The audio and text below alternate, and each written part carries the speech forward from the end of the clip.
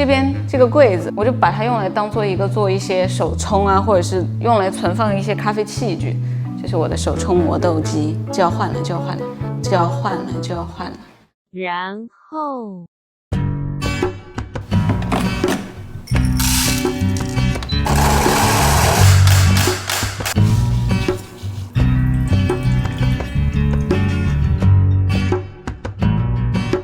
Hello， 大家好，我是 Steely。秋天是一个收获的季节，于是我收获了一台磨豆机。啊呸，心心念念的磨豆机终于到了。所以这一期视频呢，我来给大家介绍一下我对这台 Fellow Old 磨豆机的使用心得。这一期视频我不会说太多技术细节方面的东西，因为其实很多这些东西你可以上网去看就好了。我觉得对我这种技术白痴来说，跟我没有什么关系。所以这一期视频呢，我将来给大家介绍一下我对这台磨豆机的一个使用体验和感受。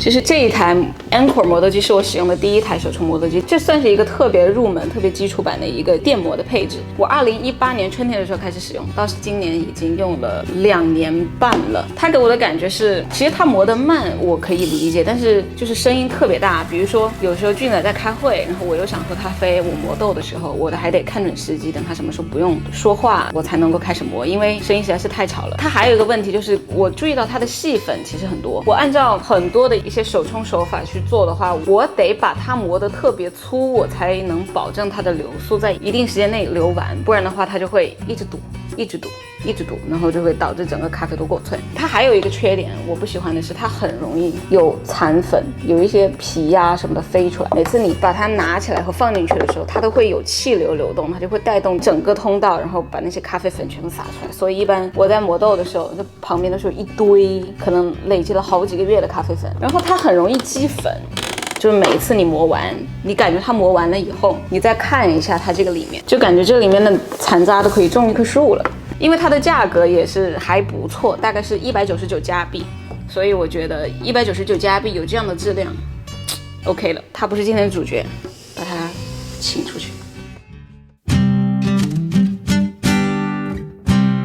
先说说它的外观吧，一个字，美。它特别小巧，它的手感特别好，其实在手里的感觉很沉，因为它是金属外壳，就是铝制外壳。然后我特别喜欢磨砂黑，磨砂黑是我在这个世界上最喜欢的一个颜色和材质，所以呢非常满意。其实整个整体呢，它都是由圆和方构成的，方方圆圆，圆圆方方啊，圆方，你去哪了？它有点像个缝纫机，所以如果你们家没有缝纫机的话，可以补贴家用嘛，就帮别人缝缝补补。它这个刻度是从1到11，一共有多少个？还从1到11，一共有31个刻度。平时调的时候，有一种给手部按摩的感觉。如果你不知道你做手冲或者是法压壶对应的是什么呢？它也很贴心的在它的这个豆仓盖上给你写上了。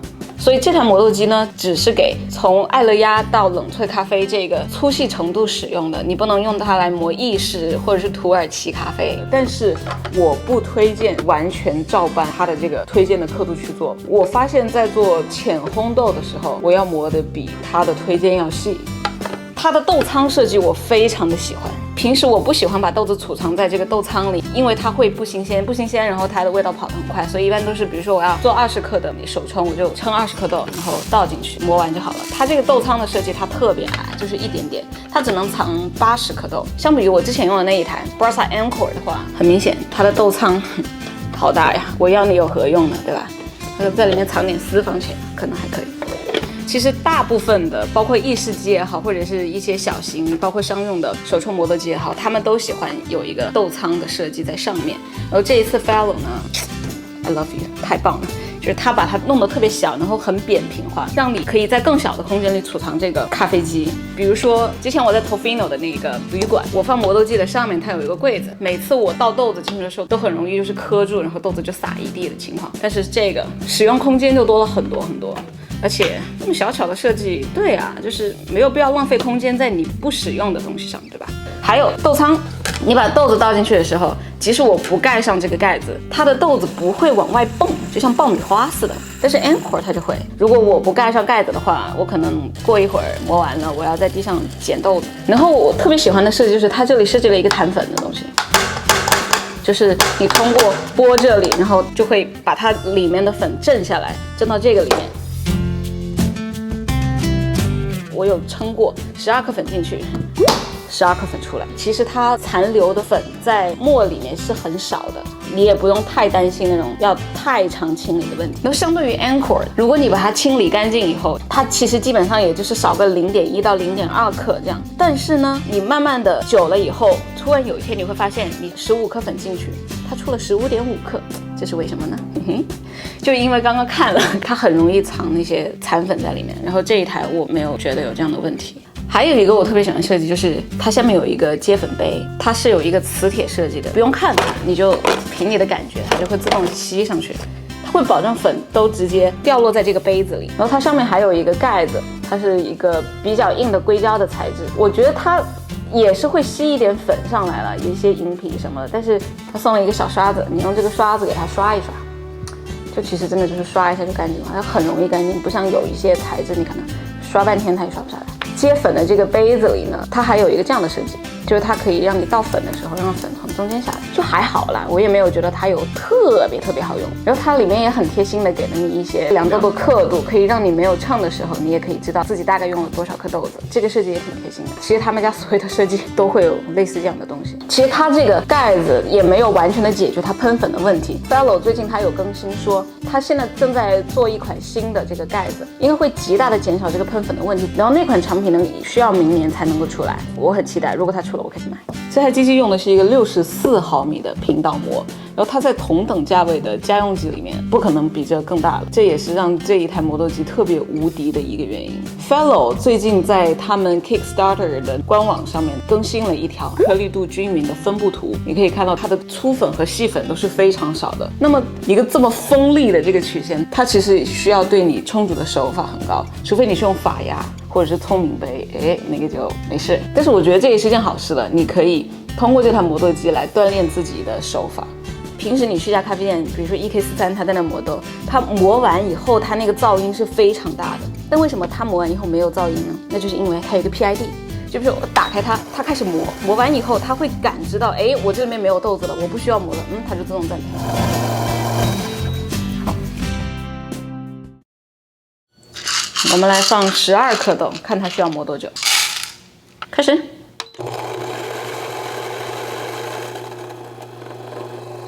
磨完了，自动停，是不是很棒？是不是声音很响？然后我来弹走鱼尾纹。其实它这个弹的设计，还行吧，就是会弹多了会有点手疼，但是我应该也不会一天好几个小时都在弹，所以我还是原谅它了。周围的残粉非常少，但是它的杯盖上有一些银皮，它的颗粒是真的相较于 Anchor 它是非常均匀的。我们来试试这个，也是同样12克豆。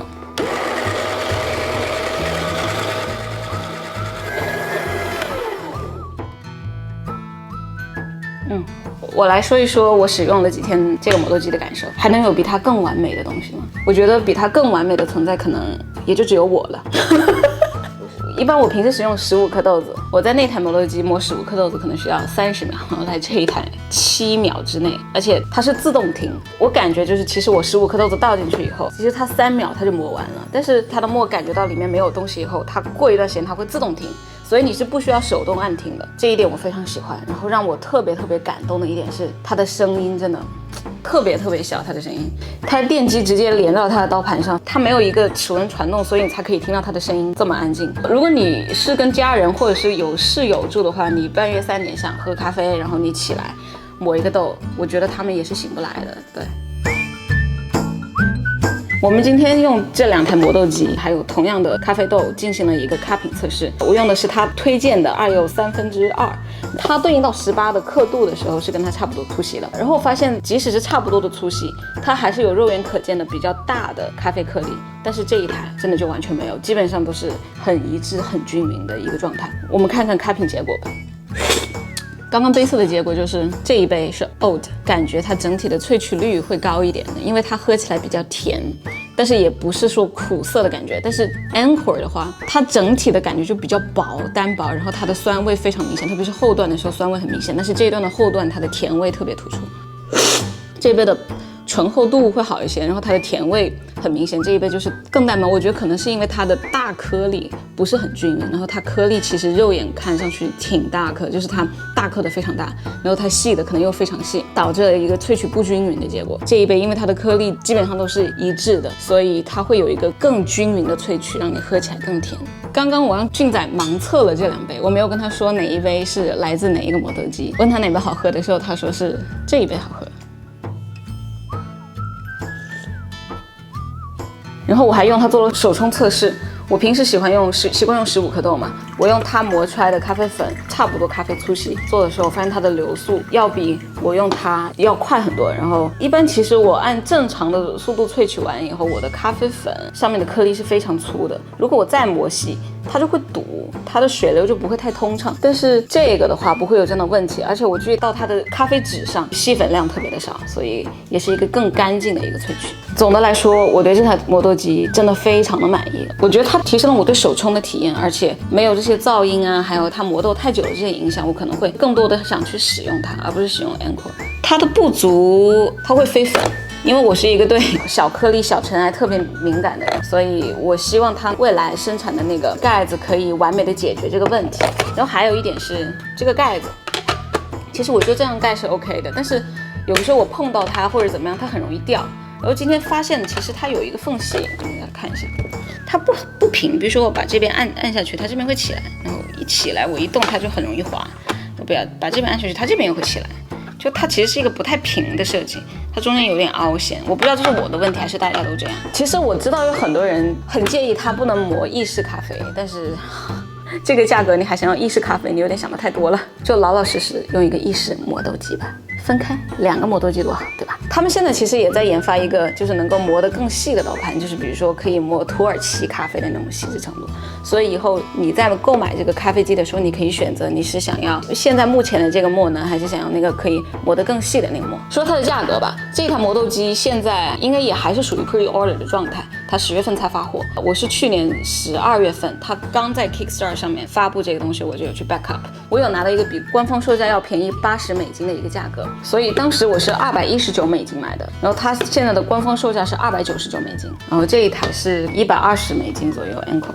可能我对这一台的感受有我自己的主观个人偏见，因为我非常喜欢 Fellow 的所有的产品。我觉得磨豆机是一个性价比还挺高的一个产品，而且做工也特别好，就是整体的材质啊，还有手感啊都非常好。我觉得有了它以后，好像我每天的开心程度都高了一点，真的。可能不是冥想的作用，是因为有了磨豆机，我才这么开心。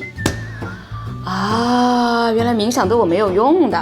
所以如果你也想很开心的话，而且你觉得299的价格 OK 的话，开心不是299块钱就能买到的，对不对？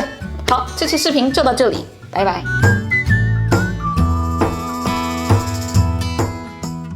花絮。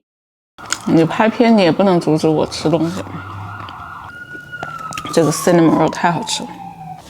那开始录视频了吗？差不多了吧？吃饱了就可以开始了。